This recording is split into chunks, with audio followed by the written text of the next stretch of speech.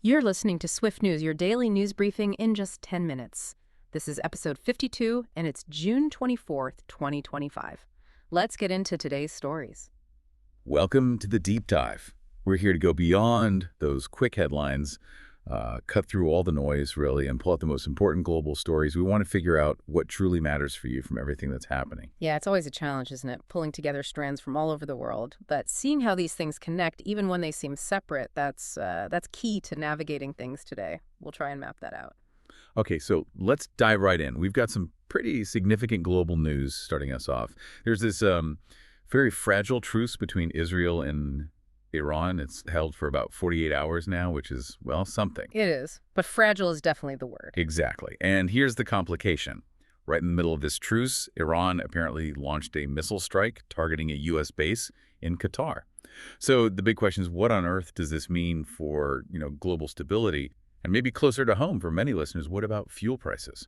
Right. Well, that missile strike, even with a truce technically in place, it obviously ramps up the tension. It pours fuel on the fire, potentially.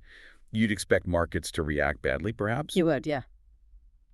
But, and this is fascinating, connecting it to the economic side of the initial market reaction, maybe a bit counterintuitive. Or perhaps it's cautious optimism about the ceasefire holding overall.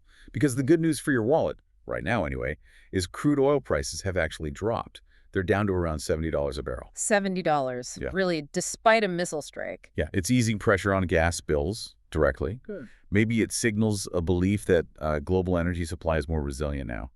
Or perhaps there's a quiet bet on other energy sources picking up steam long term. It definitely challenges that old idea. Middle East trouble always equals higher gas prices for you. That's a really important point, that the potential for broader peace, even with these jarring incidents, can still filter down to our daily costs. Okay, so beyond that immediate tension zone, what else is happening diplomatically? Well, quite a bit, actually. You've got the EU-Canada summit in Brussels, for instance. They've just shored up some important trade and climate commitments. Okay.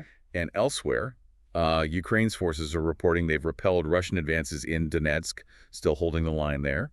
And then in Japan, Prime Minister Ishiba was in Osaka, pledging significant economic reforms. So leaders are definitely trying to push forward on other fronts. And Nigeria, too, right? I saw something about a youth employment program. That's right, yeah. Aiming for 1 million new jobs. It feels like there's this simultaneous push happening, managing immediate crises while also trying to build for the long term. It really paints a picture of a complex global tapestry, doesn't it? It absolutely does. Yeah. What's sort of striking is seeing leaders really push ahead with cooperation, international agreements, domestic reforms, even with all these geopolitical hotspots flaring up. It suggests a kind of underlying focus on stability, on growth, or even seeing some unexpected strength in places like Germany. Oh, really? How so? Their manufacturing PMI, that's the Purchasing Managers Index, basically health check for the sector, it hit a 6-month high. So good factory output, more new orders, that actually boosts confidence across the whole Eurozone. These aren't just random data points. They suggest, resilience in key areas despite the global pressures. All right, resilience is a good word.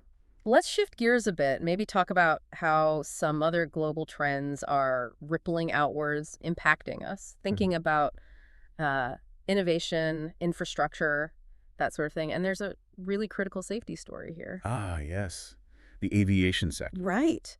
The investigation into that Air India crash confirmed significant software flaws in the Boeing 787-8, and that's triggered urgent global inspections of these planes. I mean, that's a huge deal for anyone who flies. It is, absolutely. Yeah. The implications for air safety worldwide are, paramount. These inspections are crucial. Passengers, airlines, everyone needs to be vigilant right now. It's a serious reminder about technology and safety. Definitely. But it's not all warnings, is it? There's positive tech news, too. Oh, for sure. And some really big developments. For instance, Tesla's new battery plant in India just started production.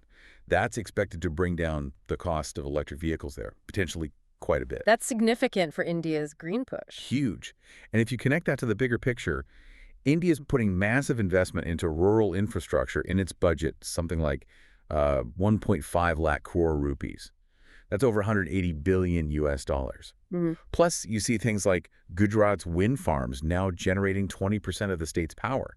It's not just about one factory. It's this broader shift in how a major economy is powering its future.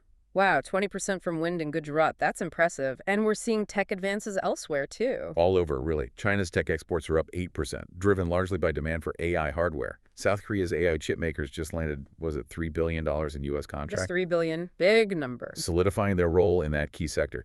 And Brazil's digital payment system, it's just exploded, now serving 50 million users. Think about how that changes daily life and commerce. Absolutely transformative. And even smaller scale tech making a difference. I think I saw something about UK drones. Yeah, a UK startup using drone tech to improve disaster response in flood-prone areas. Hmm. So tech being used directly to, potentially save lives and help communities recover faster. So it really makes you think, how are all these advances, AI, digital payments, renewables, even drones, how are they reshaping not just industries, but our day-to-day lives? That's the core question, isn't it? And you see the investment flowing into renewables globally, too. South Africa attracted, I think, $2 billion for its renewable sector. And then there's the ultimate game changer, potentially, Hmm. fusion energy.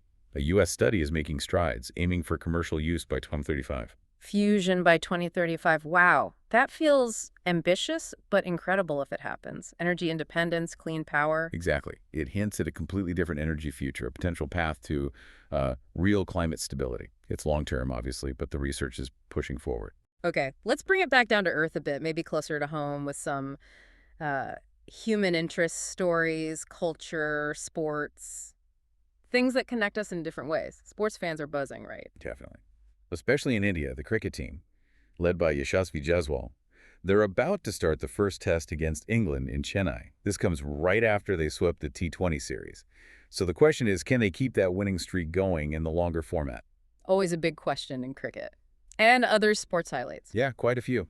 The U.S. Open Golf had a dramatic finish, crowned a new champion. Brazil's women's soccer team is moving forward in World Cup qualifiers. And you've got legends like Eliud Kipchoge already training for the 2026 Boston Marathon.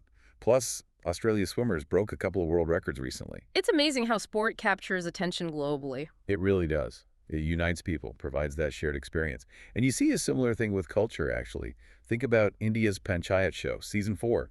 It's apparently topping global streaming charts. Is it really? That's fantastic. Yeah, showing that stories from anywhere can find a global audience. And Nigeria's film festival, Nollywood, showcasing the incredible creativity coming out of Africa. Japan's manga industry, sales up 12% worldwide. Even classical stuff like a Paris opera production getting standing ovations. It shows the power of diverse cultural content to connect us. And sometimes the stories are very local, but still part of the bigger picture, like the weather in Delhi. Right, the early monsoon arrival, triggering weather alerts, impacting daily commutes, energy use. It's a direct local effect, but it also connects to those broader environmental shifts we see happening. Hmm. And speaking of environment, there are efforts to combat issues too. Yes, like Australia's coral reef restoration project expanding. It shows people are actively trying to find solutions. But what's truly inspiring, I think, are the stories of individual impact, the local heroes. Tell me more about those. Well, there's a story of a Kenyan farmer whose organic fertilizer innovation apparently doubled crop yields for like 2,000 households nearby. Just think about that impact on food security. Wow, doubled yields for 2,000 families. Incredible. Or a volunteer in Canada whose literacy program reached 15,000 rural kids, opening up huge opportunities.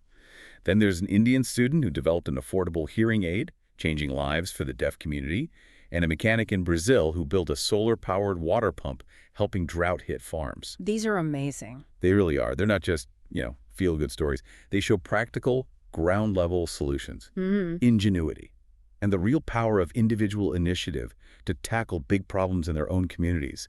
It shows that change can happen from the bottom up. That's a perfect way to kind of weave everything together, isn't it? From those huge geopolitical shifts and economic numbers down to tech breakthroughs, cultural connections, and then these incredibly powerful stories of human resilience and local action. Staying across all of it, it really does give you a much richer sense of the world. Absolutely. And perhaps a final thought to leave with you, the listener.